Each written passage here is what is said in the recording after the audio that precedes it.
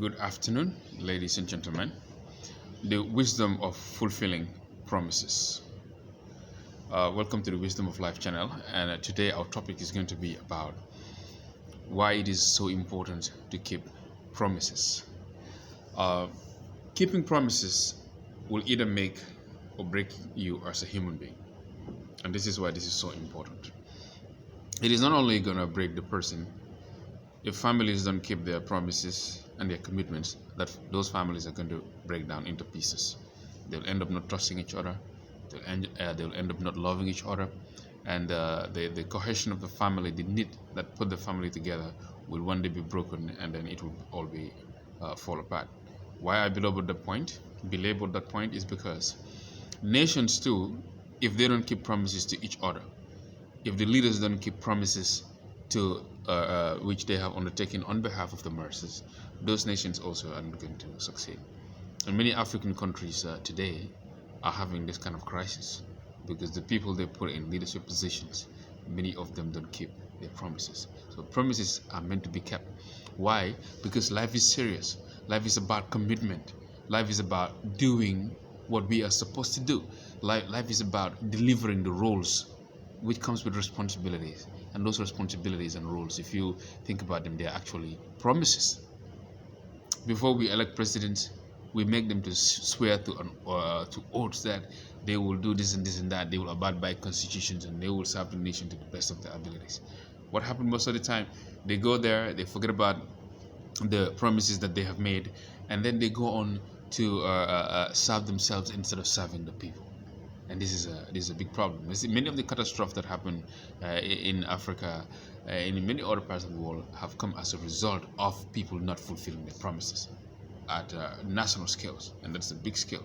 Like not fulfilling a small promise, like you're going to play a game with somebody at the beach, is not equivalent to you promise a nation something and then you don't do it. Right? They are different. But even small promises that we make to ourselves and we make to nations, if we continue to break them, eventually we are training ourselves not to even trust ourselves. And as a result, for us to become effective in life becomes very, very difficult for us. And this is where fulfilling promises at the personal level, which is very important for this channel, is particularly important.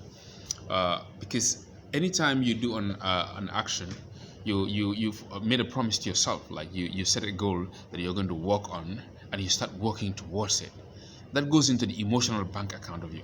It goes into your mind, your subconscious mind. So it is part of you. And the more you make promises, you make commitments to yourself, and you fulfill them, you are training yourself to trust yourself that you can do it and that you will be able to do it because you have done it before over and over and over. So in time, your ability to undertake tasks and do them properly becomes strengthened, and you become an effective person. Well, and who is an effective person? An effective person is somebody who can undertake an activity and then take it to its completion, and even successfully. Why? Because they are able to stick to commitments.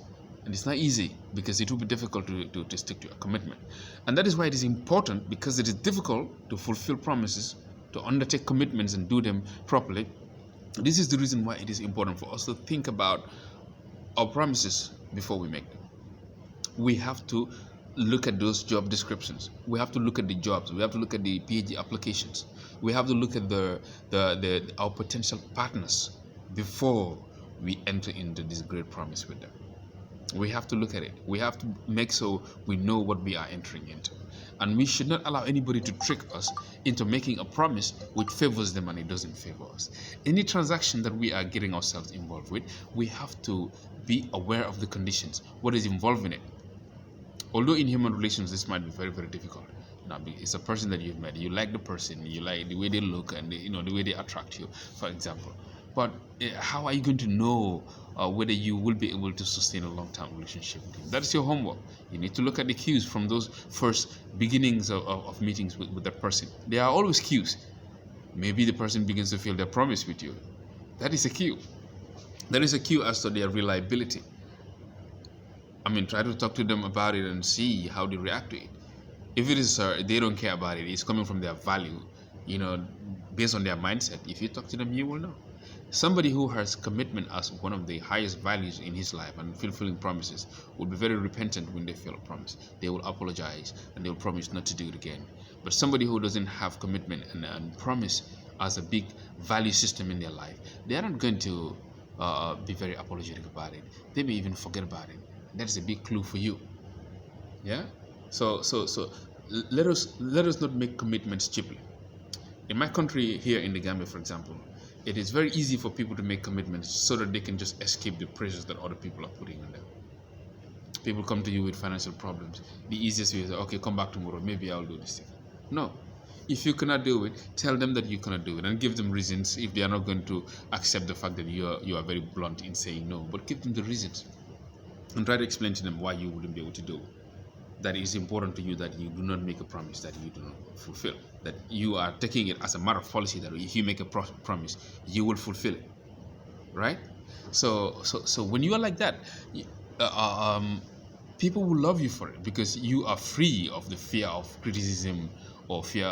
You're not a people pleaser who will tell people lies just so that they can escape any situation. But my advice to anybody, especially people in my country here, which I know this is a big problem here in the Gambia, is that don't try to make people to give you promises simply because you want to offload your responsibility on them. Don't try to make people to conform or put pressure on them to make promises to you which you know it is going to be very difficult for them to fulfill, or maybe even impossible for them to fulfill. Don't do that, because you're setting up yourself for disappointment. Number one, if they do it, it will be very costly on them, and it may create a lot of inconveniences for them. Why would anybody want to create that kind of inconvenience for another person? No, we should be merciful to one another, and we should try at all times to understand one another. So the policy is, we don't try to make promises out of people which is going to be too costly for them, right? So we always try to take people out of difficulties. This is the wisdom of life. We make life easy for each other. Imagine if everybody is trying to make life easy for each other, how this world would be. It would be a very good place to live in. So we don't try to make life difficult for other people, by pressuring them or by tricking them to make promises to us. We try to make them get out of promises. So please don't make it a promise if you know you can't keep it, right? I need help in this part. Only if you can, then you can chip in. Yeah, let us be that strong.